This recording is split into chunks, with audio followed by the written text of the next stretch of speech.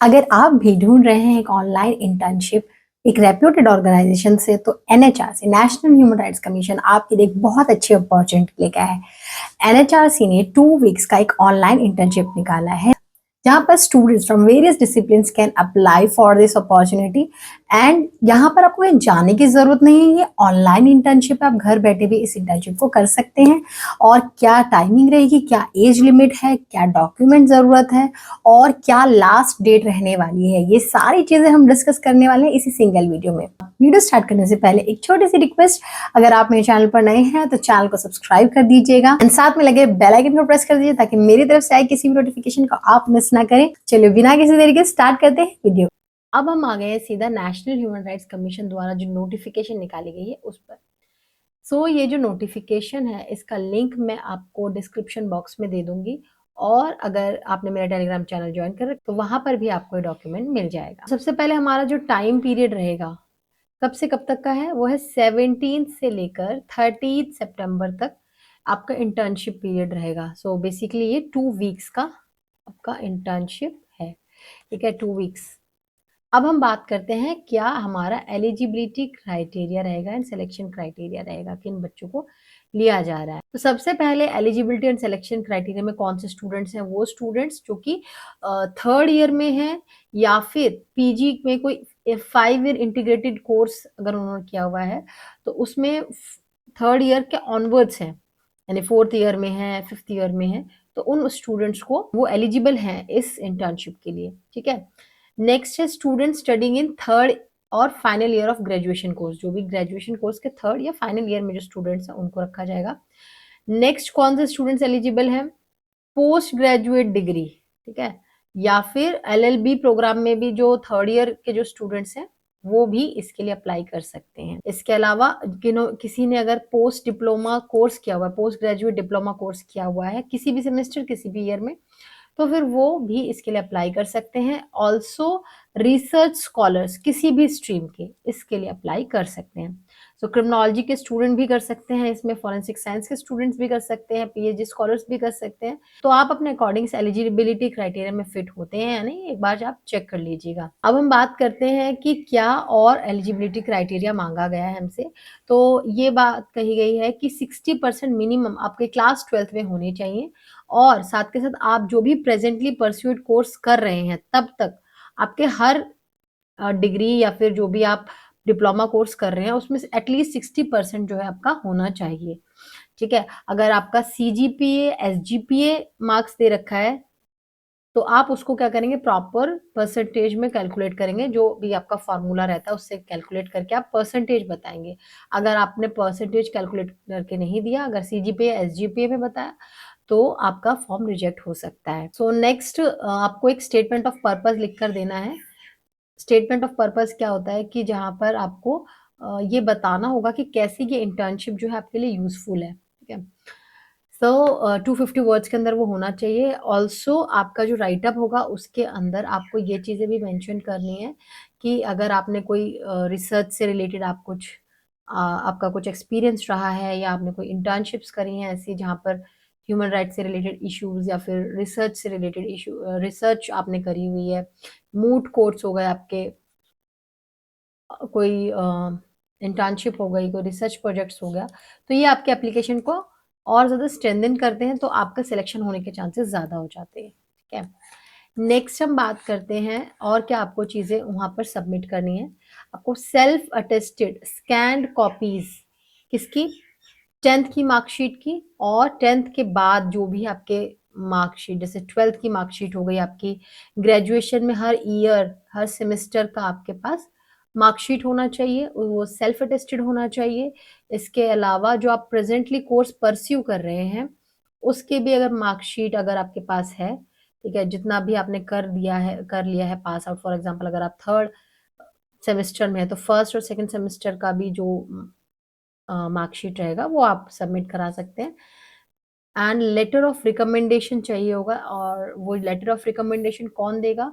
आपको head of the department, dean या principal देंगे, ठीक है। अगर इनमें से कुछ भी चीजें एब्सेंट रहती हैं, कोई भी चीज आप सबमिट नहीं करा पाते हैं, तो आपके एप्लीकेशन फॉर्म के रिजेक्ट होने के बहुत ज्यादा चांस। अब यहाँ पर प्रॉपर बता दिया है आपको कि स्कैंड सेल्फ अटेस्टेड मार्कशीट होनी चाहिए 12th स्टैंडर्ड की, और बाकी जो भी सेमेस्टर्स आप कोर्स कर रहे हैं उसका 250 वर्ड्स का आपका स्टेटमेंट ऑफ पर्पस होना चाहिए। एंड जो भी रिकमेंडेशन लेटर है बाय HOD डीन प्रिंसिपल के द्वारा, जो उसका स्कैन कॉपी आपको अपलोड करना है with proper signature and seal, ठीक है। उसके बाद हम बात करते हैं और कि कौन से स्टूडेंट्स हैं जो इस इंटर्नशिप प्रोग्राम्स के लिए अप्लाई नहीं कर सकते हैं। तो जिन लोगों ने पहले इंटर्नशिप कर रखी है, ऑनलाइन इंटर्नशिप NHRC में कर रखी है, वो वापस इसको अप्लाई नहीं कर सकते। सो ये कह सकते हैं कि वन टाइम अपॉर्चुनिटी है स्टूडेंट्स के लिए। सो ये this is full time internship, although ये ऑनलाइन है लेकिन फुल टाइम इंटर्नशिप है। आपका टाइमिंग जो रहेगा वो 10 बजे से 5:30 बजे तक, सुबह 10 बजे से लेकर शाम के 5:30 बजे तक, मंडे टू फ्राइडे ये आपकी इंटर्नशिप रहेगी, ठीक है। और आपको ये अपना अवेलेबिलिटी इंश्योर करना पड़ेगा। ये नहीं कि आप बीच में उठ के जा रहे हैं कि नहीं अभी तो खाने का टाइम हो गया, पीने का टाइम हो गया, या फिर हमें कहीं जाना है, ऐसा नहीं है। आपको पूरा टाइम देना पड़ेगा। 10 से 5:30 बजे तक का जो भी आपका टाइम रहेगा वो आपको पूरा प्रॉपर देना पड़ेगा, ठीक है।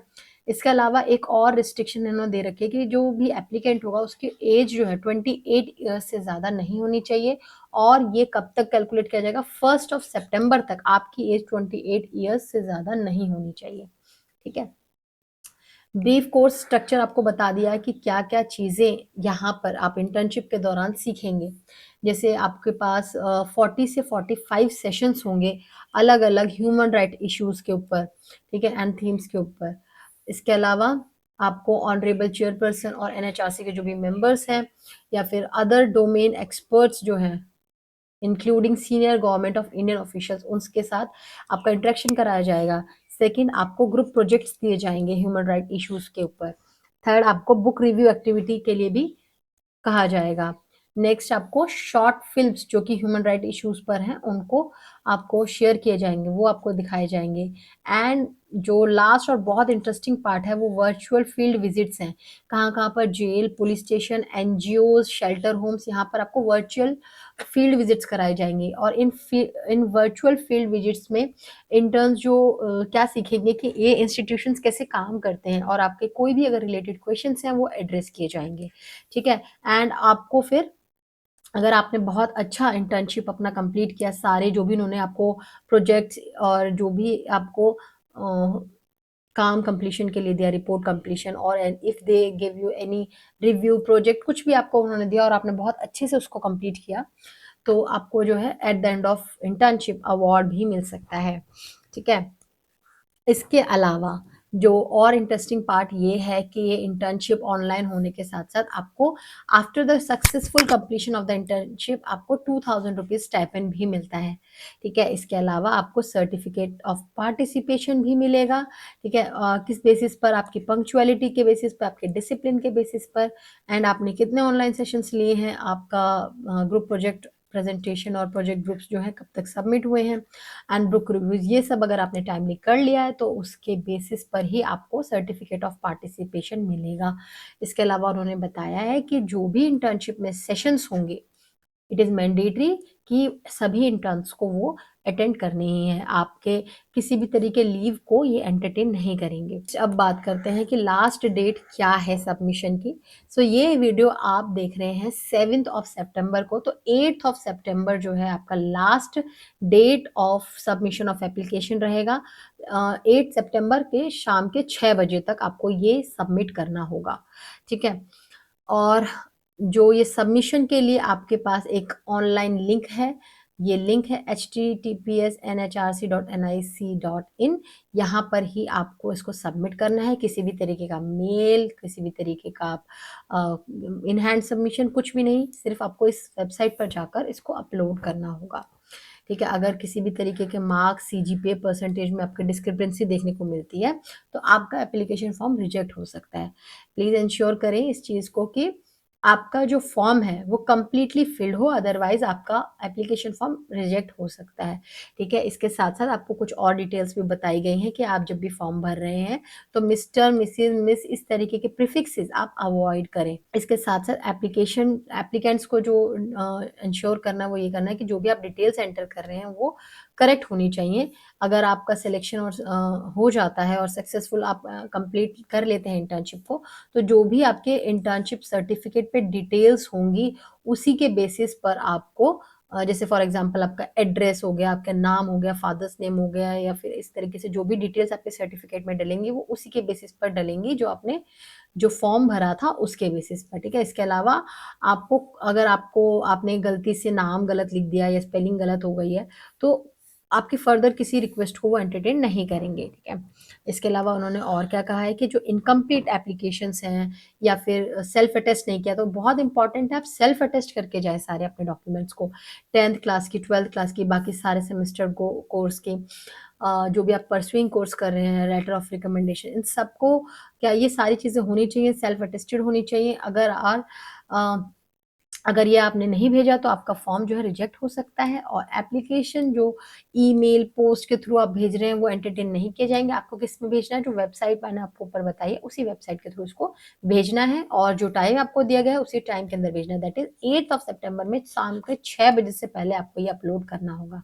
ठीक है, जो भी बच्चे सेलेक्ट होंगे फाइनली उनकी लिस्ट जो है एनएचआरसी की वेबसाइट पर आपको देखने को मिल जाएगी।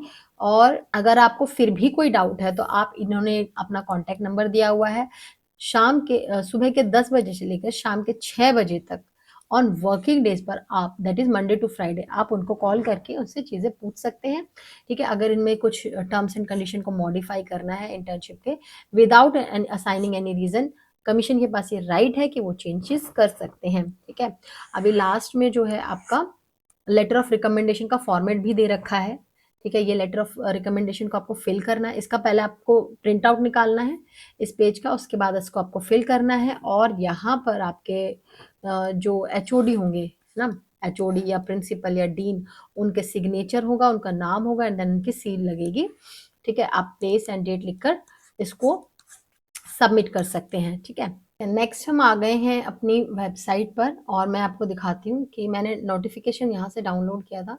अब उसके बाद आपको अप्लाई ऑनलाइन पे क्लिक करना है।